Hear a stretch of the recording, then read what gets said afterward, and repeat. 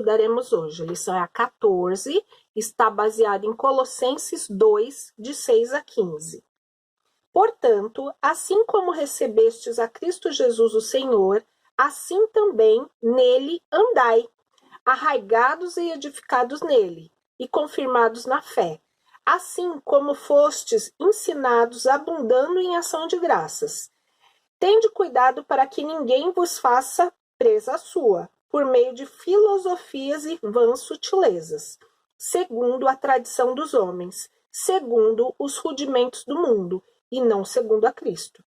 Porque nele habita corporalmente toda a plenitude da divindade, e tendes a vossa plenitude nele, que é o cabeça de todo o principado e potestade, no qual também fostes circundados com a circuncisão não feita por mãos dos despojar do corpo da carne, a saber, a circuncisão de Cristo, tendo sido sepultados com ele no batismo, no qual também fosse ressuscitados pela fé no poder de Deus, que o ressuscitou dentre os mortos.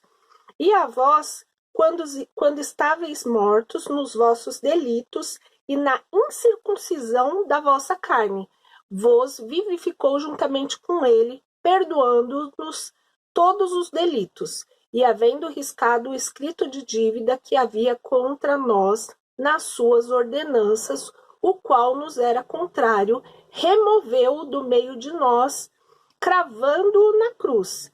E tendo despojado os principados e potestade, os exibiu publicamente e deles triunfou na mesma cruz.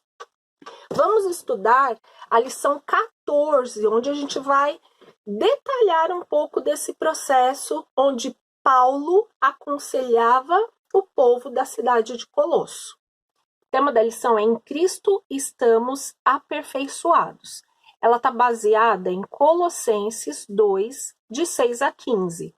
O versículo-chave é: também nele estáis aperfeiçoados. Ele é o cabeça de todo principado e potestade.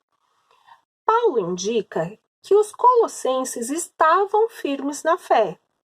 Só que mesmo assim ele sentia a necessidade de adverti-los a continuarem firmes na fé, para não seguir vãs orientações. Mas como eles fariam isso? Como eles continuariam firmes na fé? Um dos ensinamentos de Paulo foi: vão em frente.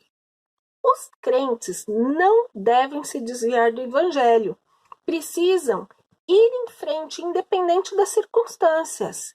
Isso vale para o que estamos passando hoje em dia também. Não adianta parar e ficar se lamentando. Vá em frente. E aí ele divide isso em 4 tópicos. Radicados, com raízes aprofundadas. Não seja um crente básico. Era isso que ele falava para Colossenses, que serve para a gente também. Criem raízes. Aprofundem o seu conhecimento na palavra do Senhor. Edificados. Jesus é o fundamento e nós somos edificados por ele. Ele é a rocha e nós temos que ser edificados. Não pode bater um ventinho e a gente se abalar. Outro tópico é confirmados na fé. Devemos ser confirmados na fé no coração e na nossa vida. Cada dia a gente tem que confirmar que crê em Deus, que confia, que sabe que tudo está sendo cuidado por Ele. Também crescendo em ações de graça. É importante que o crente tenha um coração de gratidão, que o crente realmente seja agradecido pelo que Deus faz e sempre fez por nós. O outro tópico que é muito importante é: não voltem a ser escravos. Não sejam levados por falsos mestres. Não fiquem escutando vãs filosofias. O povo de Colosso e nós devemos ficar muito atentos àquilo que entra nos nossos ouvidos, coisas ilusórias. E Deus não compactua com isso. Paulo falava aos colossenses: fiquem longe dessas filosofias vãs. E isso serve para a gente também. O outro tópico referente a esse não volte a ser escravos é a suficiência em Cristo. O cristão deve sentir a suficiência em Deus. Deus é suficiente para ele. E aí existem mais tópicos que Paulo levantou. É nele, em Deus, que está toda a plenitude em Cristo. Cristo é a nossa plenitude. Cristo é aquele que nos enche corporalmente. Cristo assumiu corporalmente quando ele veio ao mundo através de homem. Então, corporalmente, também, a gente sabe que tem a suficiência em Cristo. Toda a plenitude da divindade. A divindade pertence a Cristo. Ponto. Por mais que escutemos vãs filosofias, a divindade vem de Cristo. Ele é o cabeça de todo principado e potestade. Pode existir todo tipo de malignidade nessa terra. Cristo é o cabeça das nossas vidas. Cristo é o que comanda as nossas ações, as nossas obras. Então, esse é o primeiro recado que eu quero dar hoje. No tópico 3, a gente vai falar sobre a obra redentora de Cristo. Só ele tem o poder de ser mediador entre Deus e os homens. Em Cristo, a completa salvação. Deixar muito claro para o povo de Colossos. E isso também serve para nós nos dias de hoje.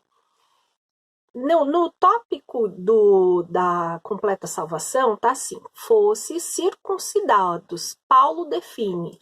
Isso está lá em Romanos, é melhor a gente ler para entender um pouquinho melhor. Romanos 2:29. Então, em Romanos 2:29 está assim: mas é judeu aquele que o é interiormente, e circuncisão é a do coração, no espírito, e não na letra, cujo louvor não provém dos homens, mas de Deus. Então, quando Paulo se refere a forem circuncidados, é a circuncisão do coração, e não mais aquele ato que os judeus praticavam. Fostes sepultados.